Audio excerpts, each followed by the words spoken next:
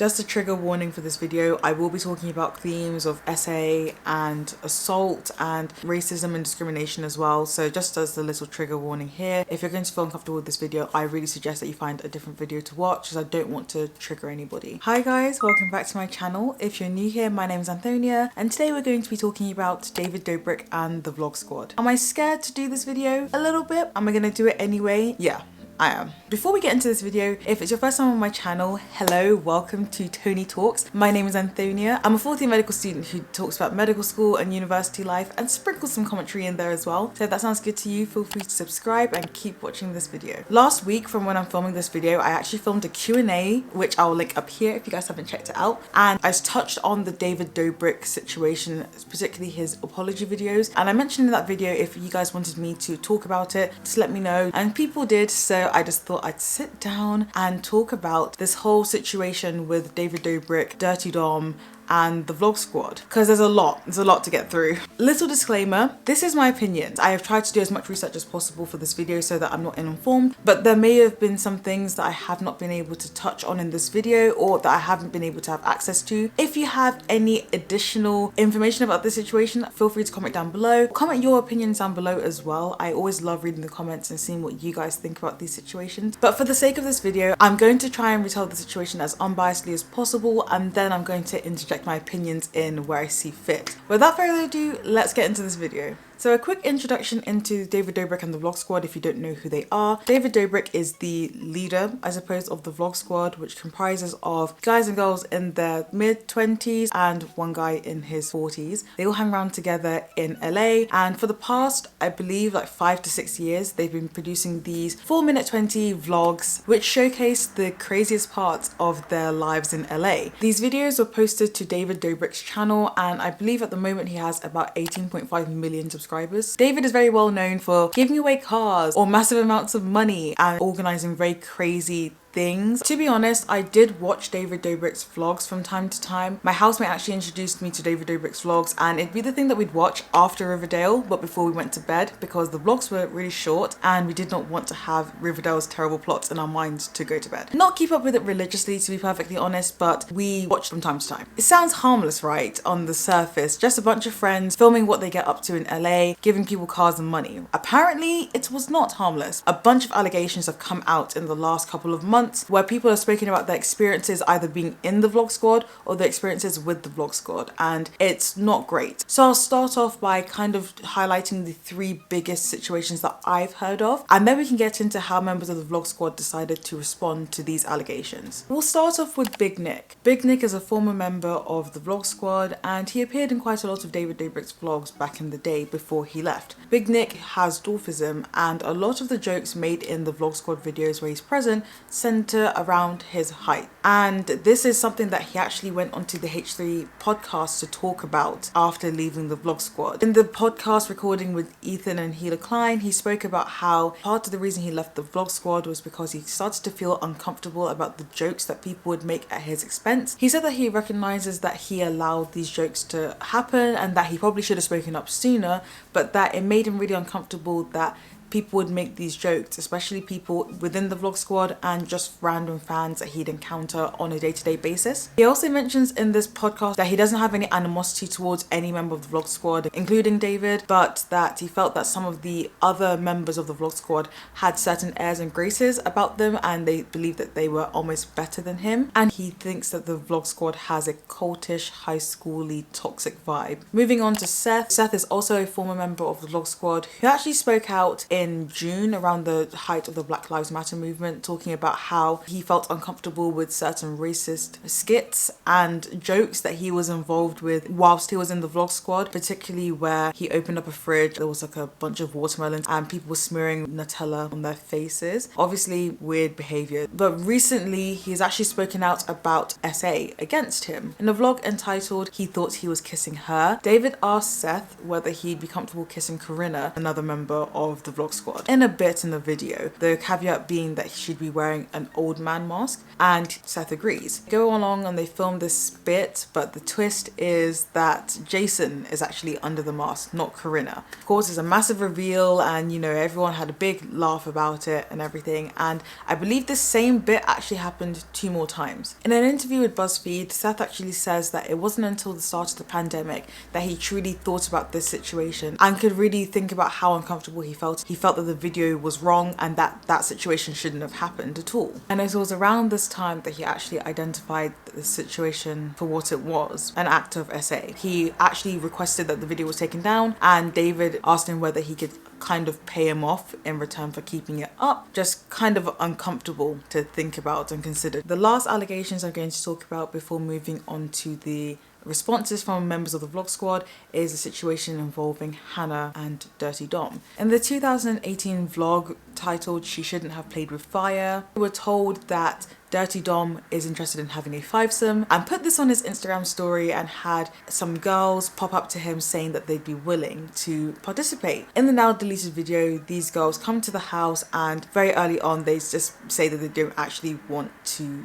participate in this, but according to David's own narration, after some persuasion, 2 of the girls decide to sleep with Dom, and there are cuts of members of the Vlog Squad checking in on Dom sleeping with these 2 girls. At the end of the video, there's a little clip with Brandon and David saying, "We're definitely going to go to jail now." That was the contents of the video, and even from just describing that, I think it's very clear that that would not be to everybody's taste. However, a recent Insider article with 2 of the girls who actually were at this apartment on this night has revealed a very sinister story and is the basis for this 3rd set of allegations. One of the girls, she uses the name Hannah. Obviously that's not her real name, but I will refer to her as Hannah as well. Basically brought up a lot of missing details that were not included in the vlog, allegedly. In this article written by Kat Tenbarge, Hannah and her friend recount the night, talking about how members of the Vlog Squad allegedly bought alcohol for the girls to drink, despite them being under the legal drinking age in the US, which is 21. And they talk about how the girls were egged on to drink by members of the Vlog Squad as well. Hannah and her friends attest to the fact that Hannah was basically blackout drunk at the point where Dom convinces her to sleep with him, and that during the experience she was actually floating in and out of consciousness, which was corroborated by the other girl who was in the room at the time with Dom and Hannah. A drunk person cannot give consent, therefore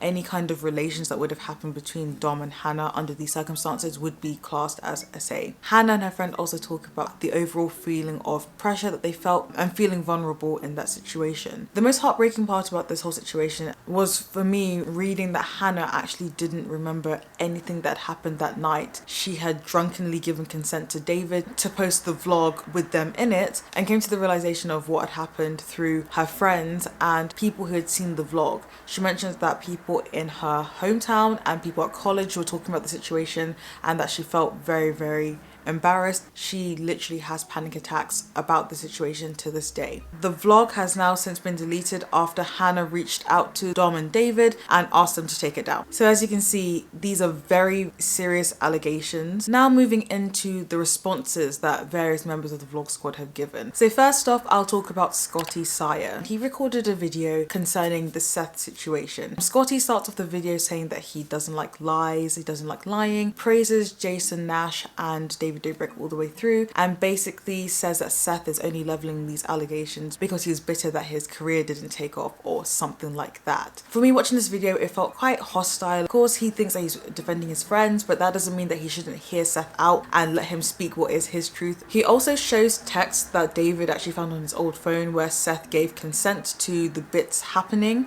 and uses this as a basis to further discredit Seth. This video did not go down well at all. On Twitter especially, I saw a lot of tweets condemning Scotty's video, saying that the video fell into the realm of victim blaming and that it was a very insensitive video. And a couple of days later, Scotty actually posted the Notes app apology, Scotty apologizes to anybody who had been offended or felt that their story was invalidated by his video, and talks about how he expected to be analysed for giving his opinion, but he didn't expect to hurt so many people, so he's decided to take it down. This was at the start of March, I think before the Hannah Dirty Dom situation had come to light. I just felt that the whole situation was handled quite poorly from Scotty. There wasn't really any need for him to weigh in on the situation. Of course, he believes that he's protecting his friends, but it should be the people who are directly involved in this situation who respond. I didn't really understand why Scotty felt the need to even get involved, but I am happy that he's taken the video down. Of course, I feel like note tab apologies are a bit I actually mentioned in my cancel culture and accountability video, the medium that you apologize in should match the medium that you offended people with. So in my opinion, maybe a video would have been better, but at the end of the day, even though I don't know why he got involved in the first place, it's good that he at least took down the video because it just wasn't really necessary. Next up, we have Jeff Wittick. Jeff actually made his first video in response to the Insider article being published. I believe that he was reached out to for a comment, but his part in the article was relatively small, and anybody who had read that article would know that his part was relatively small. A very key detail to remember. Jeff made a 20-minute video called My Truth. He had a little watermark on it saying watch the whole 20-minute video so that no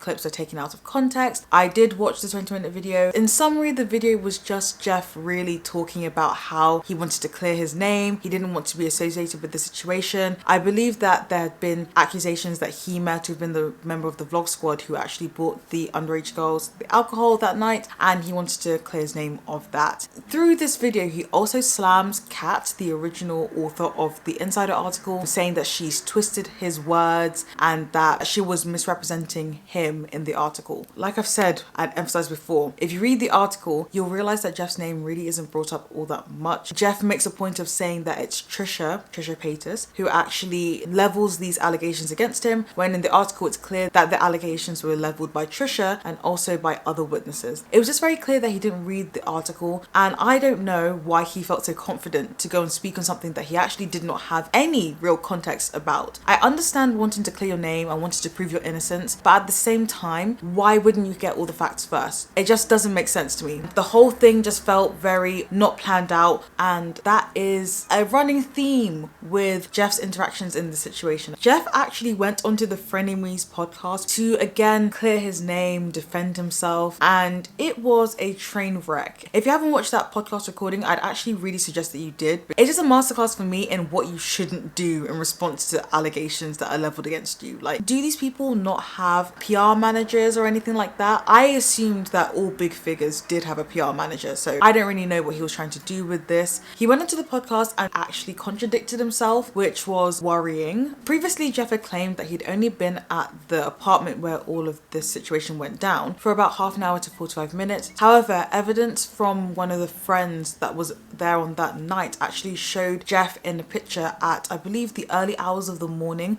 with the rest of the vlog squad and the girls, and in the corner of this picture you can actually see Hannah being held up by her friends, which again corroborates the idea that she must have been very drunk at this point. The picture was taken just outside of the vlog squad apartment, a clear contradiction of what he had actually claimed. And of course this night happened a couple of years ago, but still it just doesn't really look good. Another thing that Jeff said that really rung alarm bells with me was he should have called up the rest of the guys to get his story straight. It really bothered me, because why do you need to get your story straight about this night? You shouldn't have to call up your friends to get your story straight. You should be telling the truth, and there shouldn't be a need to get your story straight. The irony of Jeff's situation with his first video and his appearance on the Frenemies podcast is that at the start of his first video he mentions that people had told him not to talk to the media and not to say anything because he'll incriminate himself. He literally incriminated not only himself but all of his friends as well, just because he decided to run with very little facts and misremembered information and just decided to talk. He recorded a conversation that he had with the author of the Insider article. Again, he wanted to push this narrative that his words had been taken out of context,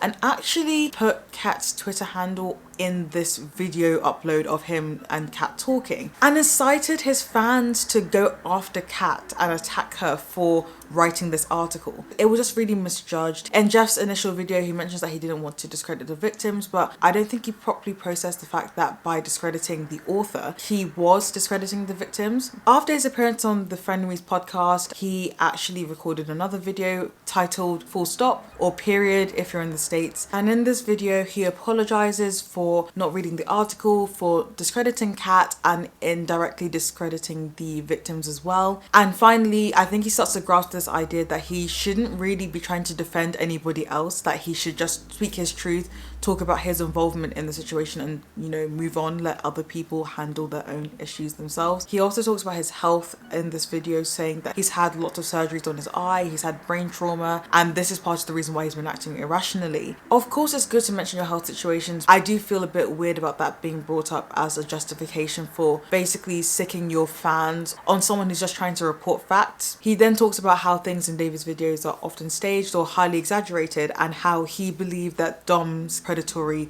character was just that, a character. He didn't expect Dom to actually act in the way that his caricature of himself actually acted, and that he apologizes for facilitating any bits relating to that. I thought the video was probably the most mature thing that he could have done in that situation. The absolute most mature thing he could have done in that situation was not go off the cuff and talk about things that he had not fully investigated, but hindsight is 2020, I suppose. I'm still stuck on the fact that he went in with all this vitriol against Kat and everyone else who was leveling allegations, but he hadn't even bothered to read the article himself. Like, that just feels a bit off to me. Jeff also mentioned in both of his videos that he doesn't believe that anybody should be profiting off the situation, and slammed Insider, and more specifically Kat, for the article having a paywall in front of it. In reality, Kat didn't decide whether the article had a paywall in front of it. It didn't really make sense for him to come after her for that. But in the second video, he did mention that he was going to be donating money to RAIN, a charity for people who have been essayed. And that is nice of him to do. Again, would have been nice if he hadn't put his foot in his mouth on several occasions and just spoken out of turn. I think he said he's taking a break from social media. I think it's for the best. He is not the main culprit in this story. It's actually through his own hand that he brought himself to be a pivotal part of this whole situation. And honestly, all I can hope for him is that his health improves and that he ensures that he does not find himself in a situation like this again. The next person's videos I'm going to tackle is David Dobrik's. David released 2 apology videos in response to this situation. The reason why people are annoyed at David Dobrik, and I feel like I need to make this clarification because some people clearly don't get it. People are annoyed at David for creating a situation where people feel pressured to do certain things. Hannah and her friend mentioned in this Insider article that they felt pressured to act in the way that the vlog squad wanted them to act, you know, for the bit, for content, for the vlog, and that in itself is an issue. As well and good as it is that David likes to give out money, he's very generous, he likes to give cards to people, it does stand to create a power imbalance. You're looking at this person who is a big celebrity and you're thinking to yourself, I don't want to mess this up so that he doesn't like me, or that I kind of block a maybe ability to get clout or money, or just to spend time with the vlog squad. Another reason that people are annoyed with David Dobrik is the fact that Dom was actually one of David Dobrik's really good friends from childhood. And in this situation, given the fact that David was one holding the camera, filming all of this, people expected him to know that this was going on. Now, whether he actually knew or not, truly only he knows. However, it does seem a bit fishy that he wouldn't know what had happened in an apartment that he was in. David's first apology video was actually posted to his Views podcast channel, which has a significantly smaller subscriber base than his actual main channel. As you can see already, the apology is going to a fraction of the people who would have potentially seen the content and the allegations against him. The video is titled Let's Talk, and the irony in this is the fact that it's called Let's Talk, but the comments on the video were actually turned off, so obviously no one could talk. Likes and dislikes were disabled or hidden on the video as well, and David spends the 2 minutes talking about how he does not approve of any misconduct. He apologizes to Seth, saying that he missed the mark on the pranks that he pulled on him involving him and Jason, and that he was sorry for letting people down with the situation. I felt like the apology was a little bit blasé, and to me as a watcher it just appeared like David was saying certain things to avoid incriminating himself and avoid addressing full allegations at hand. He doesn't specifically talk on the Hannah situation, but I guess he believed by referring to the situations as misconduct, he would be able to kind of kill 2 birds with 1 stone without having to to actually admit guilt or fault for anything. For me, it didn't feel like the appropriate response to the seriousness of allegations that had been leveled against him and the vlog squad. I also find it weird that David brought up the number of videos that he's posted to social media. It actually reminded me of the Logan Paul apology video that he did about his incident in the Japanese forest, you know, that incident. He talks about how he posts every single day for such a long period of time and this is why these things happen and blah blah blah blah. It feels off to me to use this reason to try and almost justify or give reason to the fact that such a horrible thing happened. At the end of the day, you made a mistake. Just own it,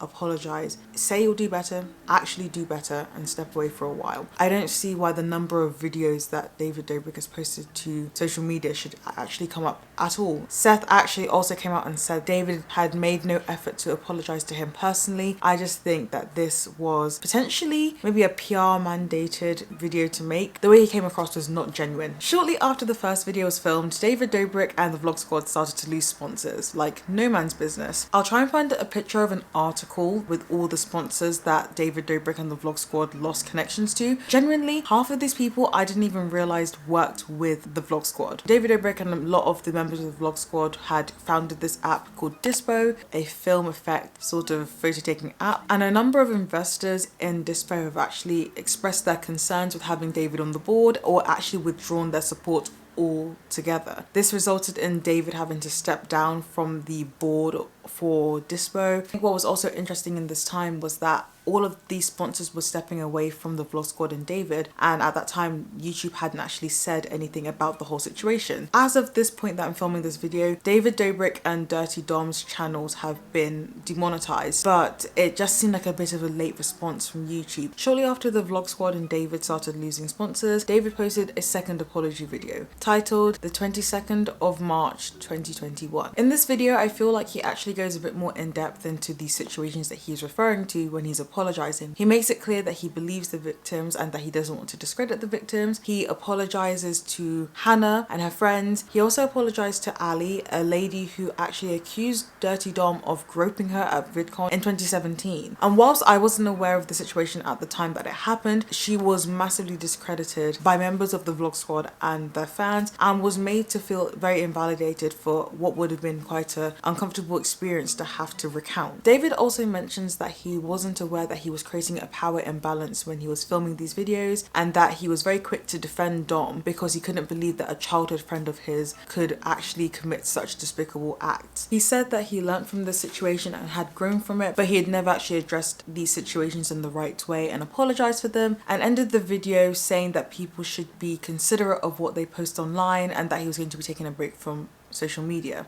A couple of things I noticed in this video. Number one, I don't really understand how David didn't realize that he was creating a power imbalance. He's a man that is very generous and has a lot of wealth that he likes to distribute to people, but the very fact that he can do this should show to him that he has a lot of power. He has the power to change people's lives, and whilst this may be with good intentions, the power imbalance is still there, regardless of whether your intentions are pure or not. So I was a bit skeptical hearing that line in the video.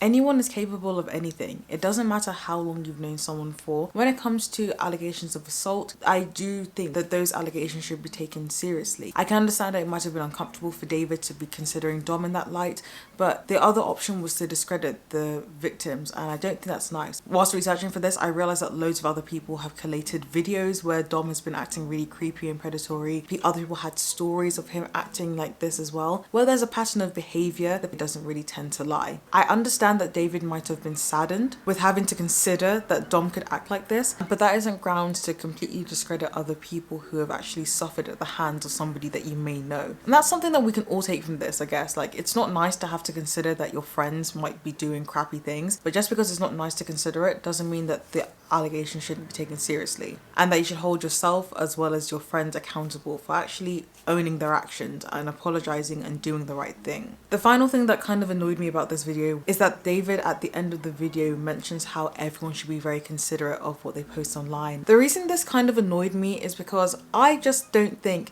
that it's appropriate in a video where you're apologizing for your involvement in such abhorrent situations to be trying to educate or tell other people how to act At the end of the day, this is something that David had a hand in and that he is taking accountability for in this video. I don't think it's appropriate for him to be trying to get people to take this as a learning situation. Maybe in a couple of years' time where the situation has been resolved, it might be something that he could mention that he hopes people learnt from his mistakes. However, in a video where you're apologizing for, I just don't think it's necessary to be telling people to learn from the situation. Focus on the apology, not on trying to educate people at this point. Also, quick note, Dave said he stopped filming with Dom in 2019. However, there is video evidence of him appearing with Dom in a video in 2020. The video wasn't posted to his channel, but still, he said that he was distancing himself from Dom. However, he's in a video with him. Kind of contradictory. Overall, I thought this apology video was miles better than the first one and was actually quite good. However, the timing does seem a bit funny with the fact that this video was filmed a couple of days after David started to lose substantial sponsors and investors in his business. I hope that wasn't the only reason that he decided to refilm his apology video and he started to reconsider the way that he was taking accountability. However,